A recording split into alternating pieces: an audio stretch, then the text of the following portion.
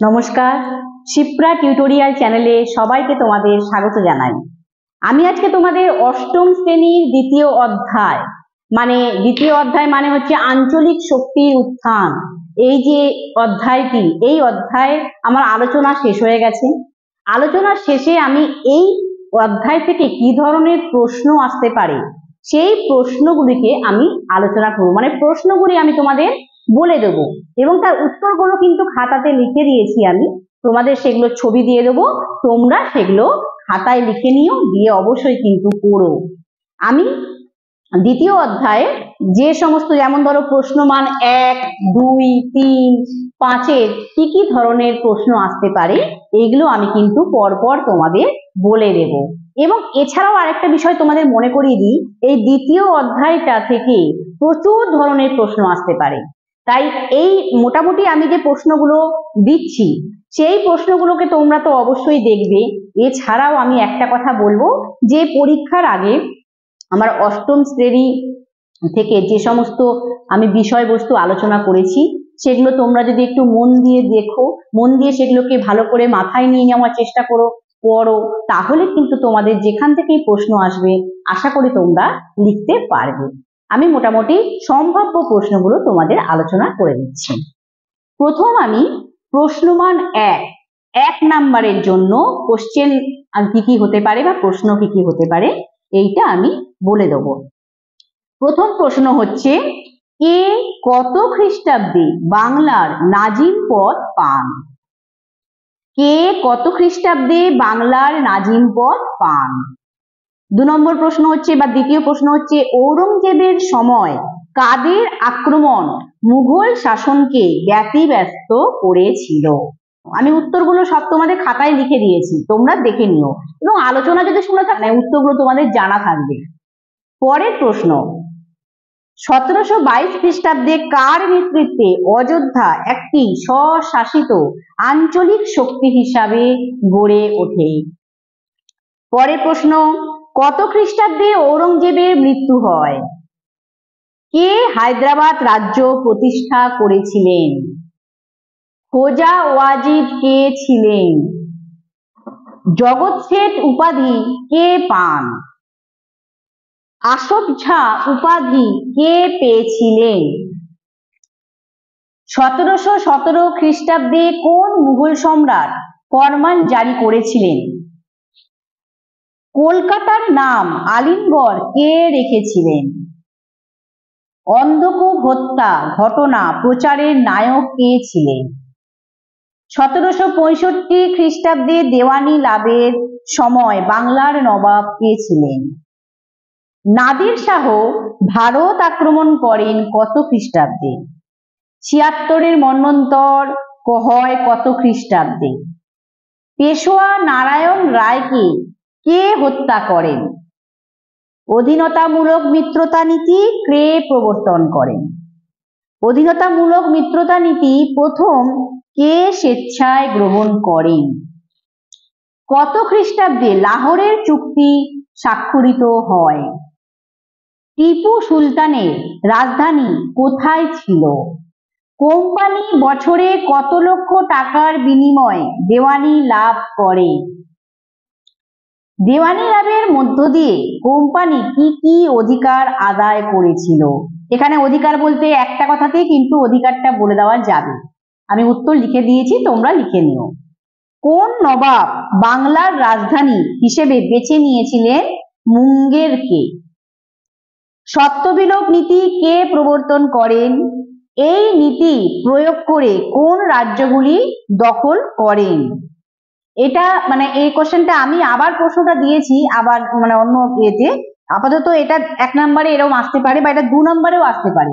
মানে সত্যবিলোপ নীতি কে প্রবর্তন করেন এটা 1 নম্বর, এবার কোন কোন রাজ্যগুলি দখল করে এটা 1 নম্বর, মানে 2 নম্বরে কিন্তু এরকম প্রশ্নটা আসতে পারে।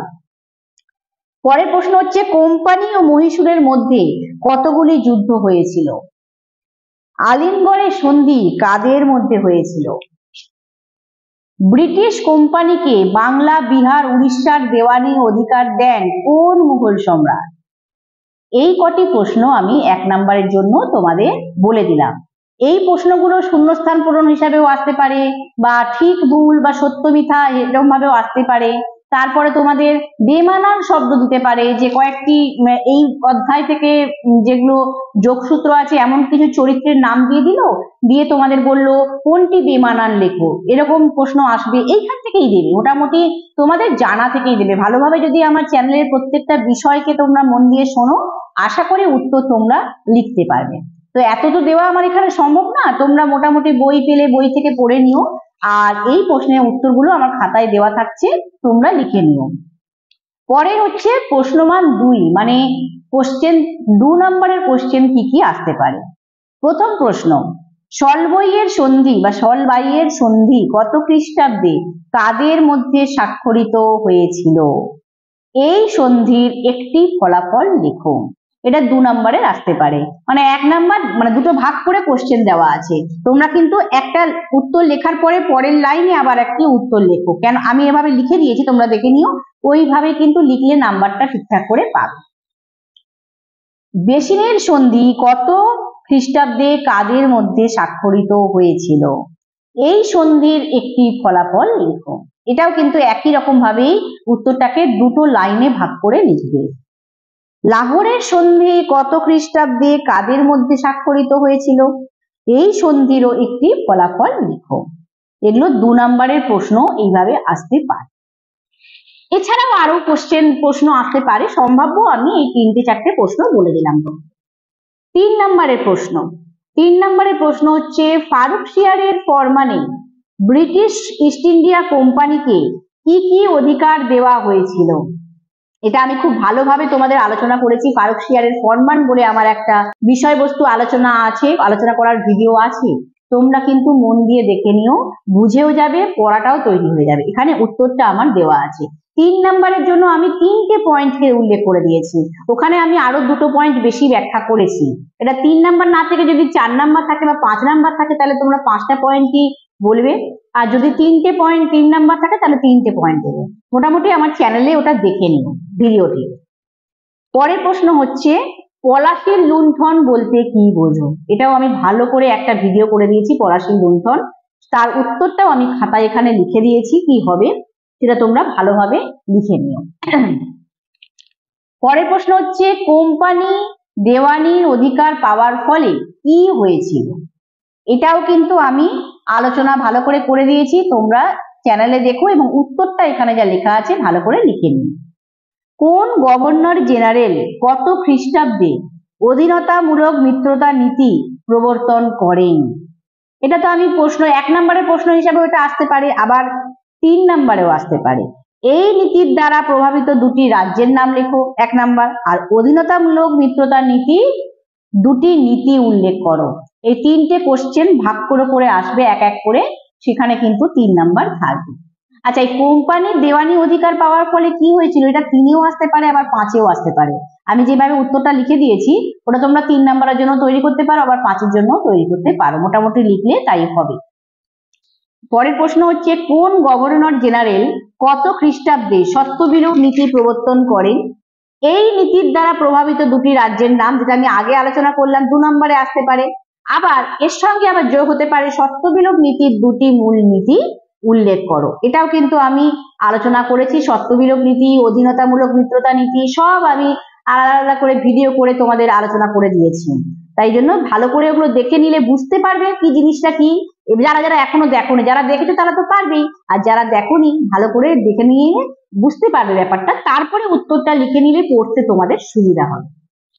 পরের প্রশ্ন হচ্ছে, দেওয়ানি অধিকার, দ্বৈত শাসন ব্যবস্থা এবং 76-এর মন্বন্তর কিভাবে একে অপরের সঙ্গে সম্পর্কযুক্ত?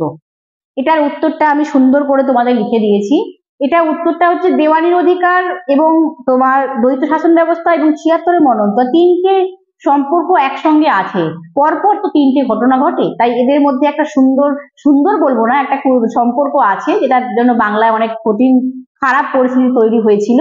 তো সেটা আমি কিন্তু ভালোভাবে উত্তরে তোমাদের লিখে দিয়েছি, তোমরা ভালো করে খাতায় লিখে নিও। আমার শেষ হচ্ছে প্রশ্নমান 5-এর জন্য, প্রশ্নমান 5 বা মার্কস 5 এর জন্য যে কোশ্চেন, আমি একটাই কোশ্চেন এখানে দিয়েছি, তোমাদের ওইটাও বললাম আমি যে দেওয়ানি অধিকার পাওয়ার ফলে বাংলায় কি অবস্থা হয়েছিল, এটাও তোমরা 5-এর জন্য তৈরি করতে পারো। আর এটা তোমরা একটাই প্রশ্ন আমি দিয়েছি, সেটা হচ্ছে অষ্টাদশ শতকে মুঘল শাসন কাঠামো বিপর্যয়ের সম্মুখীন হয়েছিল, এই বিপর্যয়ের কারণগুলি তুমি কিভাবে ব্যাখ্যা করবে। এই প্রশ্নটাকে এভাবেও আসতে পারে যে মুঘল সাম্রাজ্যের পতনের কারণগুলি কি কি উল্লেখ করো। এই দুটো ভাবেই কিন্তু প্রশ্নটা আসতে পারে। উত্তরটা আমি তোমাদের সুন্দর করে লিখে দিয়েছি 5 নাম্বারের জন্য, তোমরা সুন্দর করে খাতায় লিখে নিও এবং ভালোভাবে সেগুলো প্রস্তুতি নিও। আমি আবারও বললাম, প্রথমে যেটা বলেছিলাম যে এই অধ্যায় থেকে কিন্তু প্রচুর ধরনের প্রশ্ন আসতে পারে এবং এই অধ্যায়টাকে তোমার আমি সব ভালোভাবে ডিটেলসে এক একটা করে বিষয় আমি কিন্তু ভিডিও করে করে তোমাদের চেষ্টা করেছি বোঝানোর, আলোচনা করার। তাই তোমরা কোশ্চেনের অ্যান্সার লেখার সঙ্গে সঙ্গে তোমরা কিন্তু, আমার অনুরোধ রইল, তোমরা কিন্তু ওইগুলো চ্যানেলে ভিডিওগুলো তোমরা দেখো, তাহলে বুঝতে পারলে তোমাদের পড়তে সুবিধা হবে, যারা যারা এখনো তোমরা দেখোনি। এইভাবে দ্বিতীয় অধ্যায় তোমরা আশা করি তৈরি করতে পারবে এবং তৈরি করে তোমরা পরীক্ষার সময় লিখো। এবার অনেকের হয়তো তৃতীয় অধ্যায়ও আমি আলোচনা করে নিই, তৃতীয় অধ্যায়টাও কিন্তু অনেকের পরীক্ষায় আছে, মানে এইবারে তোমাদের প্রথম পর্যায়ক্রমিক মূল্যায়নে তোমাদের তৃতীয় অধ্যায়টাও আছে, কিন্তু তৃতীয় অধ্যায় তো আমার এখন আলোচনা করা গেল না, কারণ এটা তো একটা ডিজিটাল ব্যাপার, তাই সেক্ষেত্রে অনেক কিছু সময়ের ব্যাপার থাকে, তাই জন্য তৃতীয় অধ্যায়টা আলোচনা করা গেল না। মোটামুটি আমি চেষ্টা করেছি তোমাদের দ্বিতীয় অধ্যায়টাকে ভালোভাবে তোমাদের করে দেওয়ার, যাতে তোমাদের সুবিধা হয়। তো এইখানে আমি দ্বিতীয় অধ্যায়ের বিষয়বস্তু আলোচনা শেষ করলাম। প্রশ্ন উত্তর কিভাবে সম্ভাব্য প্রশ্ন আসতে পারে সেগুলো আলোচনা করলাম এবং তার উত্তরগুলো কিন্তু খাতায় লেখা আছে, তোমাদের আমি ছবি দিয়ে দেবো, ভিডিওটিকে তোমরা পজ করে ভালো করে খাতায় লিখে। এবং আবারও বলছি যে পরীক্ষা সামনে এসে গেছে, তাই তোমরা যদি তোমাদের কোনো সমস্যা বা কোনো ডাউট থাকে তোমরা কমেন্ট বক্সে আমাকে লিখে জানিও। আমি কমেন্ট বক্সের মাধ্যমে তোমাদের সমস্যাগুলো সমাধান করার চেষ্টা করব, কেন আমি তোমাদের সাহায্য করব বলেই কিন্তু আমি এই উদ্যোগ নিয়েছি বা তোমাদের জন্য এই প্রচেষ্টা এগিয়েছি। তাই অবশ্যই তোমরা তো কোনো সমস্যায় পড়লে কমেন্ট বক্সে লিখো, পরীক্ষার আগে অবশ্যই।